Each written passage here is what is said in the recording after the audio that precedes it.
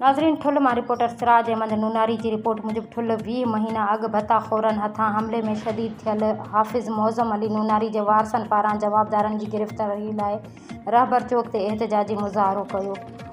जॾहिं त मुज़ाहरे दौरान शहीद मौज़म अली नूनारी जे भाउ मोहम्मद रहीम नूनारी मीडिया सां ॻाल्हाईंदे चयो त असांजे भाउ जा क़ातिल सोशल मीडिया ते असांखे हिरासा करे रहिया आहिनि। हिकु माण्हू असगर नालो ॿुधाए थो जेको सरेआम सोशल मीडिया ते असांजे शहीद भाउ मथां ग़लति इल्ज़ाम लॻाए रहियो आहे त उनखे इल्ज़ाम जे करे क़तलु कयो वियो आहे। जॾहिं त 20 महीना गुज़रण खां पोइ शहीद जे खून मथां ठठोलियूं कयूं पियूं वञनि। असां बार बार DIG नासिर आफ्ताब खे चई चुका आहियूं त असांखे एहतजाज करण खां रोकियो पियो वञे, मगर DIG साहब अव्हां जे चवण ते असां पंहिंजे शहीद जे केस तरफ़ अॻु भराई करे रहिया आहियूं। मथां वरी जवाबदारनि पारां सोशल मीडिया ज़रिए मुख़्तलिफ़ माण्हुनि खां असां मथां प्रेशर रखियो थो वञे त घर खां न निकिरो वग़ैरह न त मारिया वेंदव। कुझु ॾींहं अॻु कमलू ऐं वकार बुरड़ो पारां सोशल मीडिया ते गार गंद कयो वियो ऐं धमकियूं ॾिनियूं वियूं, जंहिंजो SHO अयूब डोगर नोटिस वरितो ऐं संदन NC दाख़िल करे खेनि चुप करायो वियो।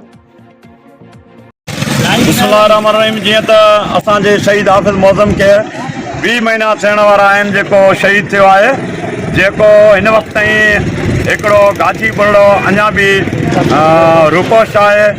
असां हरदम SSP साहब के ऐं DIG लाड़काणे के ऐं IG सिंध के असांजी गुज़ारिश इहा ई आहे त इनखे फ़ौरन गिरफ़्तार कयो वञे ऐं उनखे कानून जे कटार में आंदो वञे। ॿी सूरत में असां अॻु में बि SSP साहब खे चयो आहे, DIG साहब खे चयो आहे, DIG पाण ई हिते असांखे हरदम इहा ई रिक्वेस्ट हुन कई आहे या हुनखे असांखे हुन इहो ई चयो आहे त महिरबानी करे तव्हां पंहिंजे कानून तरीक़े सां हलो ऐं तव्हां पंहिंजे केस ते हिकिड़ो तरीक़े सां हलो जेको तव्हांजो केस अॻिभरो थिए।